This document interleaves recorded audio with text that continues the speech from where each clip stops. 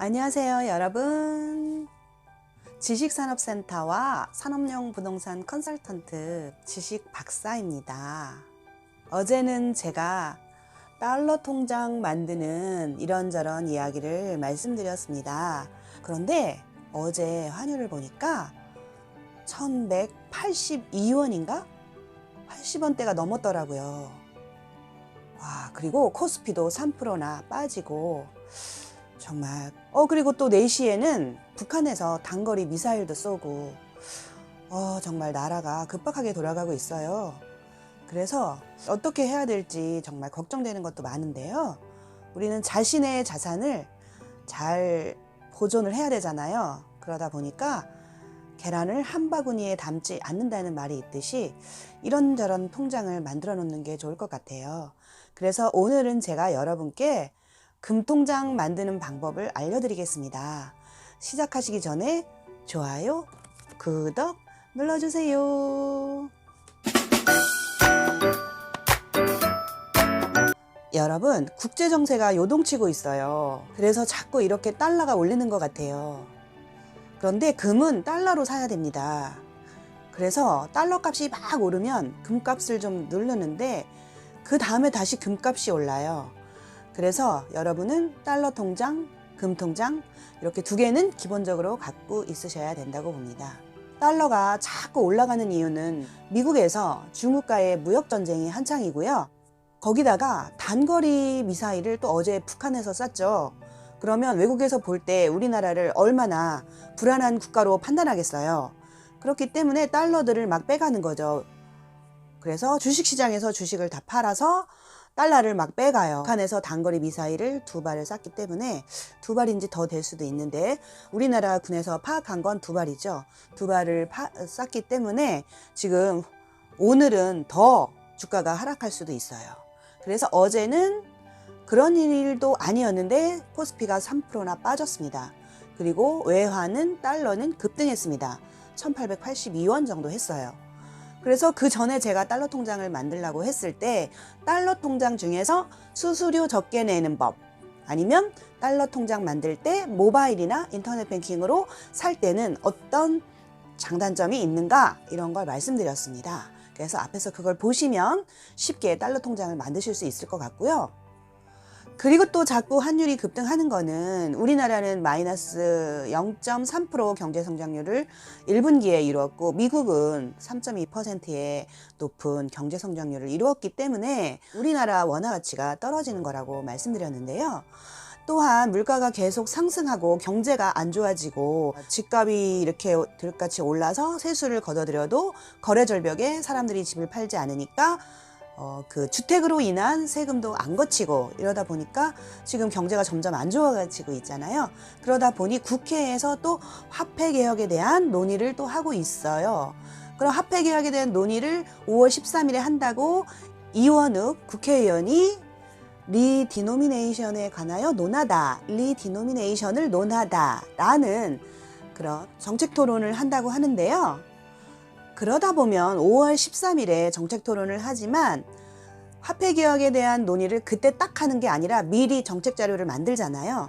그래서 신문사에도 뿌리고 여기저기 뿌립니다. 그래서 자꾸 신문에 그 화폐 개혁에 대한 이야기가 나오는 거예요. 정책 토론을 하려면 그냥 몰래 숨어 있다가 할 수 있는 건 아니잖아요. 일단 광고를 쫙 하죠. 우리 국회의원이 이렇게 일을 많이 한다 하고 보좌관들이 자료를 만들어서 일단 신문사에 뿌립니다. 그러면 신문사들은 그 뿌린 내용을 신문에 내잖아요. 그러면 그 이야기가 화제가 되는 거예요. 그래서 제가 화폐 개혁에 대한 말을 앞에서 했는데 그 했던 게 뭐 그냥 왜 지금 화폐 개혁 할 것도 아닌데 왜 부추기냐 이렇게 댓글을 다시는 분 계신데 그게 아니라 이미 이원욱 국회의원이 이렇게 보도자료를 뿌리기 때문에 그거 가지고 신문에 자꾸 나니까 사람들이 여기저기서 이야기를 하고 그것 때문에 걱정이 되니까 그럼 우리는 어떤 대비를 해놔야 되느냐라는 이야기가 나와서 우리 어떤 대비를 하면 좋을까 하고 서로 의논을 하는 거예요.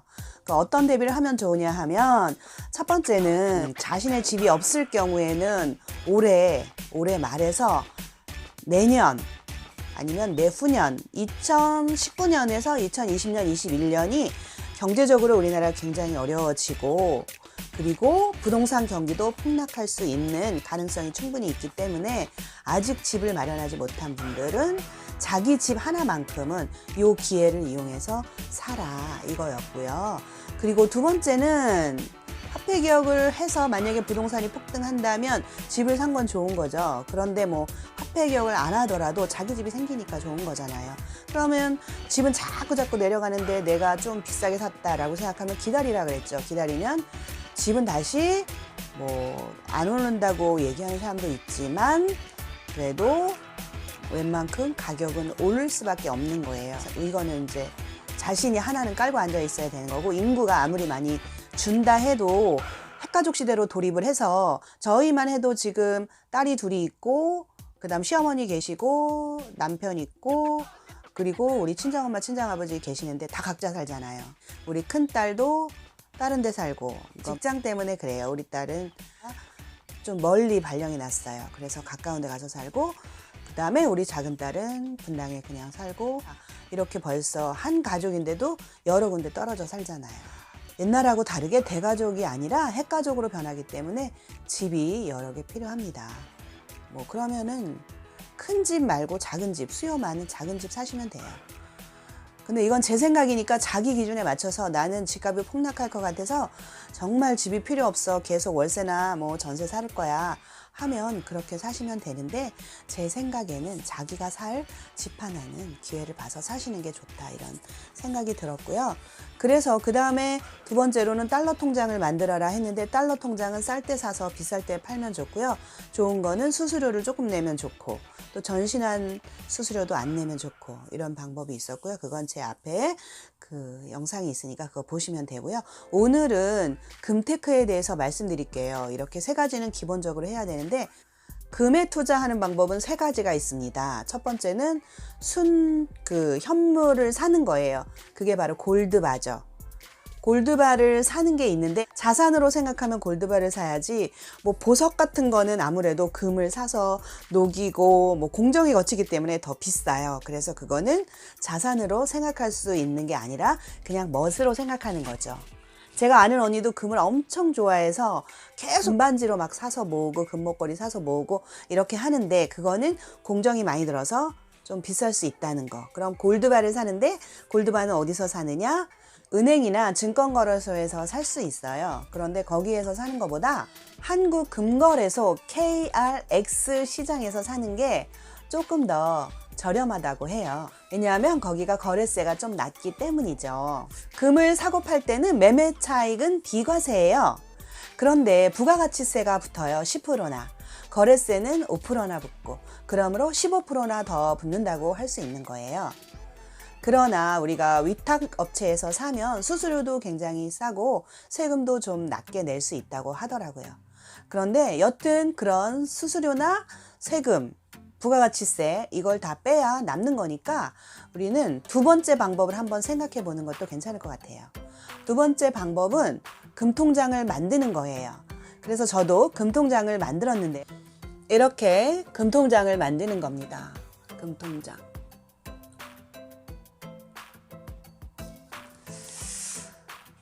그래서 금통장은 만들러 가면은요, 거기서 그 금 상담해 주시는 분이 투자 성향을 받아요. 투자 성향이 어떤가를 봤는데 투자 성향이 굉장히 소극적이거나 이렇게 막 난 원금 손해를 보면 안 된다라고 이렇게 쓰면은요, 투자 성향에 안 맞다고 해요. 그래서 도장을 뭘 더 하나 받아요. 그거를 불구하고 금통장을 거래하겠다라는 걸. 그래서 그걸 작성하고 사시면 됩니다. 은행에서 금통장을 만드는 방법은 금통장을 개설해서 현금을 넣으면 금으로 환산해서 주는 거예요. 그리고 중간에 해지해도 수수료가 없습니다. 단점은 금통장은 예금자 보호법의 보호를 받지 못해요. 그리고 또 단점은 달러 가치가 떨어지면 손실을 볼 수가 있어요. 왜냐하면 금은 달러로 사는 거거든요. 그날 달러가 얼마냐?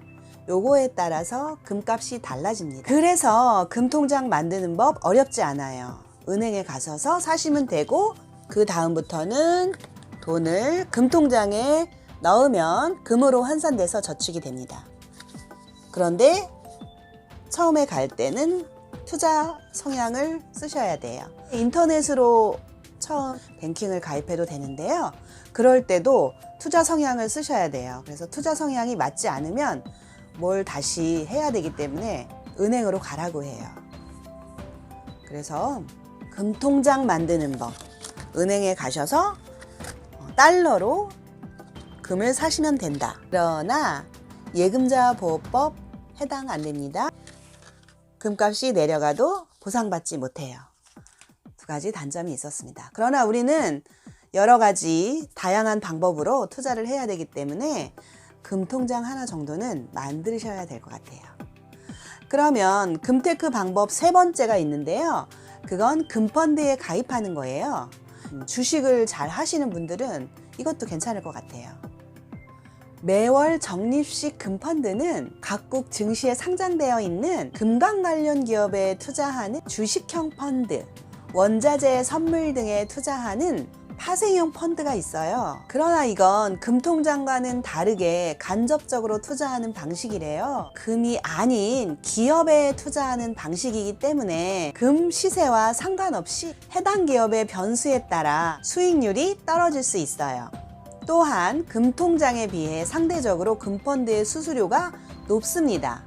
펀드에서 얻은 수익은 배당 수익으로 과세 대상이 돼요. 세금을 낸다는 소리죠. 그래서 오늘은 금투자 방법 3가지, 금테크 방법 3가지. 첫 번째, 골드바를 사는 방법. 골드바는 금 1g당 45,000원, 1kg이 4,500만 원 정도이기 때문에 많은 돈을 금에 투자하시는 분들한테 어울리고요. 소액으로 투자하시는 분들은 금통장이 나을 것 같아요.